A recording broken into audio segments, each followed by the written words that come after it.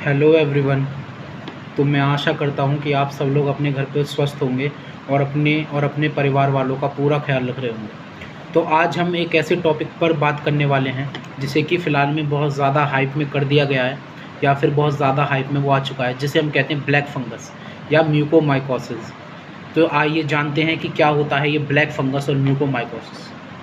ये black fungus एक तरीके का फंगल इन्फेक्शन है जो कि म्यूकोमाइकोसिटीज़ फंगस के द्वारा या फिर फंजाई के द्वारा फैलाता है। इसे हम कहते हैं ब्लैक फंगस इसीलिए कहते हैं क्योंकि इसके कई सारे सिम्टम्स हमें दिखाई देते हैं ब्लैक कलर के।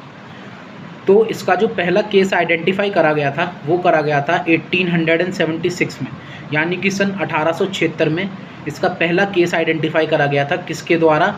जो कि डॉक्टर फर्बिंगर के द्वारा इसका केस आइडेंटिफाई करा गया था फर्स्ट टाइम।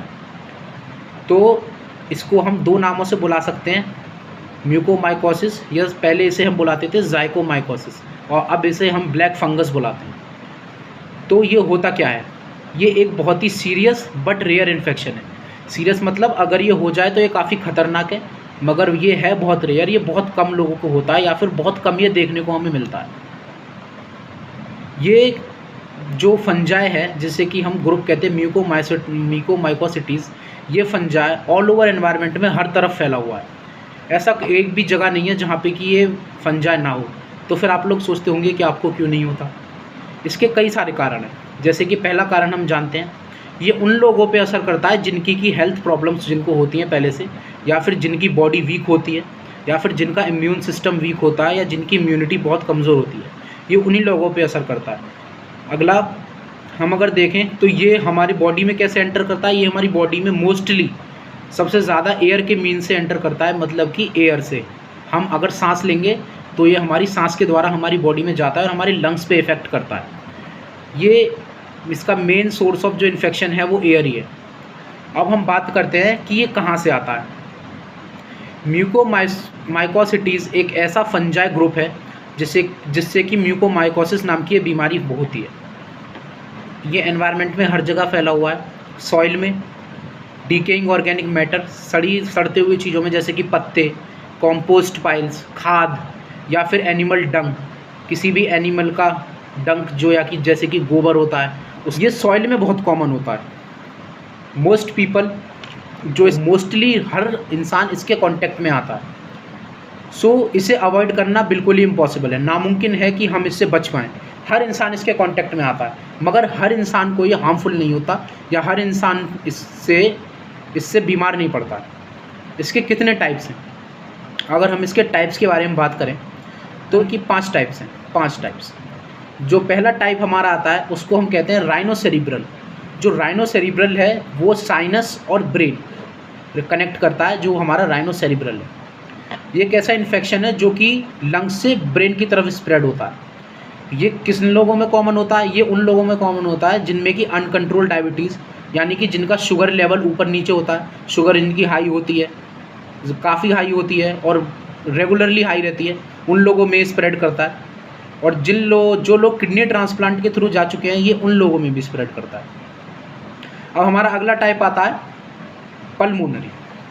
जो हमारा पल्मोनरी है, पल्मोनरी मीन्स हमारे लंग्स। तो ये मेनली उन लोगों को होगा जिनकी लंग्स की, या जिनको हम कह सकते हैं कि जिनकी रेस्पिरेटरी प्रॉब्लम्स जिनको पहले से हैं, जिनको सांस लेने में दिक्कत होती है, जैसे कि एस्थमेटिक पेशेंट्स हो गए, सीओपीडी पेशेंट्स हो गए, कोरोनरी ऑब्स्ट्रक्टिव पल्मोनरी डिसऑर्डर के पेशेंट्स जिसको कि हम सीओपीडी कहते हैं, ये उन लोगों में स्प्रेड करता है। थर्ड हमारा आता है गैस्ट्रोइंटेस्टाइनल, यानी कि जीआईटी। जो जीआईटी हमारा म्यूकोमाइकोसिस होता है, गैस्ट्रोइंटेस्टाइनल म्यूकोमाइकोसिस, ये वो म्यूकोमाइकोसिस होता है जो कि इसका मेजर इन्फेक्शन किन पे रहेगा? प्री मैच्योर बेबीज़ पे, जो बच्चे प्री मैच्योरली पैदा हुए हैं या जिन बच्चों की इम्यूनिटी काफ़ी वीक है। और ये बच्चों पे ज़्यादा एक्टिव रहता है in comparison to adults. Adults में बहुत कम एक्टिव रहता है। इन्फेंट्स, ऐसे बच्चे जिनको कि अभी पैदा हुए 1 महीना भी नहीं हुआ है, infants less than 1 month age, उन पे ज़्यादा इफेक्ट करता है जो हमारा गैस्ट्रोइंटेस्टाइनल म्यूकोमाइकोसिस होता है। हमारा नेक्स्ट आता है क्यूटेनियस म्यूकोमाइकोसिस। क्यूटेनियस मतलब स्किन। जो भी म्यूकोमाइकोसिस हमारी स्किन से रिलेटेड होगा उसको हम क्यूटेनियस म्यूकोमाइकोसिस कहते हैं। इसका सिंपल ये मतलब वो निकल के आता है कि हमारे स्किन के थ्रू इसका इन्फेक्शन फैलेगा। जैसे कि हमारे स्किन में कोई सर्जरी हुई, सर्जरी के बाद हमें स्टिचेस लगते हैं, उन स्टिचेस से इन्फेक्शन फैलेगा। सेकंड, अगर उस स्टिचेस वाले एरिया के कांटेक्ट में फंजा आता है तो ऑब्वियस सी बात है वहाँ से इन्फेक्शन फैल जाएगा। और जैसे कि बर्न या हमारा कोई हाथ का हिस्सा जल गया है, जो कि हमारा वुंड या घाव हमारा ओपन एयर के कांटेक्ट में है, तो वहाँ से ये बहुत जल्दी स्प्रेड हो जाएगा। और ऐसे कई सारे जो भी हमारे स्किन पे छोटी मोटी चोटें या छोटे मोटे खरोंच लगती रहती है, उनसे भी स्प्रेड हो सकता है, बिल्कुल भी डिपेंड नहीं करता इम्यूनिटी पे। ये म्यूकोमाइकोसिटीज़ जो कि डर्मल होता है या फिर जो कि हमारा क्यूटेनियस लेयर्स होता है स्किन से, बस ये ही एक ऐसी क्लास है म्यूकोमाइकोसिटीज़ फंजाई की जो कि हमारी स्किन इम्यूनिटी से रिलेट नहीं करेगी। जिनकी इम्यूनिटी स्ट्रॉन्ग है ये उनको भी हो सकता है, मगर ये हमें इतना ज़्यादा में इन्फेक्ट नहीं होगा, ये खाली स्किन से होके चला जाएगा। अब नेक्स्ट हमारा आता है डिसेमिनेटेड। ये हमारे ब्लड स्ट्रीम के थ्रू फैलता है, मतलब हमारे ब्लड में जाएगा और मोस्ट कॉमनली हमारे ब्रेन पे असर करता है। ब्रेन के अलावा भी ये कई पार्ट्स पे असर कर सकता है, जैसे कि स्प्लीन हो गई हमारी, हार्ट हो गया, स्किन पे भी कभी कभार अफेक्ट कर सकता है। अब हम आते हैं इनके सिम्टम्स होते हैं, जैसे कि राइनोसेरिब्रल के क्या सिम्टम्स होते हैं? वन साइड फेस स्वेलिंग, एक साइड से आपका फेस पे स्वेलिंग आ जाएगी, ये राइनोसेरिब्रल का सिम्टम होगा। हेडेक, सर में दर्द होगा काफ़ी तेज, नेज़ल और साइनस कंजेशन, नाक बंद होगी, सांस लेने में दिक्कत होगी और हल्का फुल्का फीवर रहेगा, मॉडरेट फीवर। अब पल्मोनरी के सिम्टम्स, फीवर सेम रहेगा। पल्मोनरी मतलब जो भी हमारे लंग्स से रिलेटेड सिम्टम्स होंगे वो सारे हमारे पल्मोनरी म्यूकोमाइकोसिस के होंगे।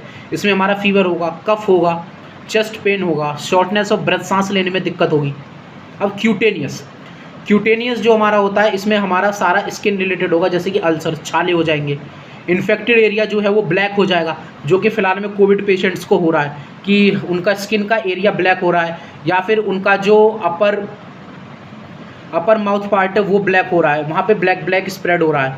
और स्वेलिंग अराउंड द वुंड, किसी भी घाव के आसपास में सूजन आ जाएगी या फिर स्वेलिंग आ जाएगी, ये भी इसका एक सिम्टम। अब डिसमेंटेड का क्या सिम्टम होगा?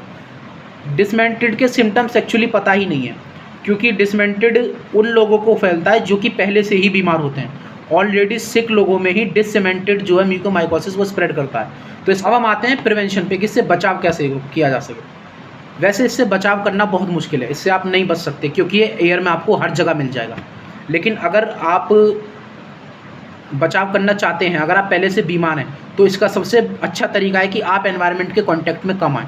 जैसे कि अब कोविड पेशेंट्स कर रहे हैं कि अगर उनका कोरोना रिकवर हो जाता है तो वो 2-3 दिन बाद ही बाहर एयर में घूमने लगते हैं और अपने आसपास के एरिया में घूमेंगे, तो उससे क्या होगा कि वो एनवायरनमेंट के कांटेक्ट में आएंगे और वो ऐसी एयर को ब्रीथ कर लेंगे जिसमें कि म्यूकोमाइकोसिटीज़ फंजाई जो होगा वो पहले से प्रेजेंट होगा, तो वो आपकी बॉडी के अंदर जाके आपको बीमार कर सकता है और आपको एक खतरनाक डिसीज़ दे सकता है। एंटी फंगल मेडिकेशंस अगर इसमें दी जाएँ तो वो इस पर काफ़ी अच्छा असर करती हैं, ये भी इसके एक प्रिवेंशन में ही आता है। अब हम बात करते हैं इसकी ट्रीटमेंट की। इसका जो मेन ट्रीटमेंट होता है वो एंटी फंगल मेडिसिन के थ्रू होता है, जैसे कि एम्फोटेरिन बी हो गया, पोसालोनाजोल हो गया, और ये मेनली आईवी इंट्रावेनस, यानी कि ये हमें इंजेक्शन के फॉर्म में दी जाएंगी या ये हमारी नसों में सीधी इंजेक्ट करी जाएंगी। और कभी कभार जो इन्फेक्शन अगर ज़्यादा फैल जाता है तो हम सर्जरी के थ्रू उस ऐसे एक पार्ट को काट के अलग कर देते हैं जहाँ पे कि वो ब्लैक कलर का इन्फेक्शन फैल गया।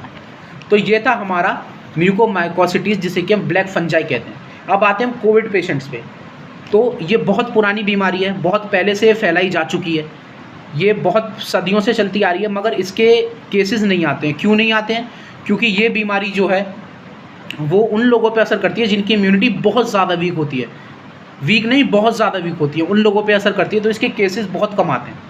पहले इसके केसेस आज से 100 केसेस भी नहीं आते थे, अगर मैं आपको क्लियर बताऊं। बट अब कोविड के चक्कर में क्योंकि लोगों की इम्यूनिटी वीक हो चुकी है, वो 14 टू 20 डेज़ अपने ट्रीटमेंट से होके आ रहे हैं, हॉस्पिटल से सीधे घर पे आ रहे हैं, तो उनमें इसका जो स्प्रेड है वो काफ़ी बढ़ गया है, क्योंकि उनकी इम्यूनिटी ऑलरेडी ही बहुत वीक है। तो आप प्लीज़ इससे घबराएं ना, ये बिल्कुल एक ट्रीटेबल डिसीज़ है, इसे अगर प्रॉपर मेडिकेशंस दी जाएँ तो अच्छी तरह से ट्रीट की जा सकती है, मगर अगर इसका प्रॉपर ट्रीटमेंट नहीं दिया जाता है तो इससे डेथ भी हो सकती है, क्योंकि ये एक बहुत ही, जैसे मैंने शुरू में बताया था, it is a very serious but rare disease. ये बहुत सीरियस है बट रेयर है, बहुत कम लोगों को होती है। तो आप प्लीज़, अगर आप कोविड से रिकवर कर चुके हैं तो प्लीज़ अभी कांटेक्ट में लोगों के ना आएँ, काफ़ी दिन तक 15 से 20 दिन अपने घर पे आइसोलेटेड रहें, अपना ख्याल रखें, अपनी बॉडी की स्ट्रेंथ या इम्यूनिटी दोबारा से डेवलप करें, तब आप जाके अपने फर्दर काम या आप कहीं बाहर अपनी जॉब पे जाना है तो जा सकते हैं, या बाहर आपको लोगों के कांटेक्ट में आना है तो प्लीज़ 15 to 20 डेज़ बाद आएँ। Thank you. मैं होप करता हूँ आपको ये इन्फॉर्मेशन बहुत ही हेल्पफुल लगेगी, और अगर आप कोविड से रिकवर्ड हैं तो मेरी इन बातों का ध्यान रखेंगे या इन्फेक्शन से बच सकें, फंजाई से बच सकें। Thank you.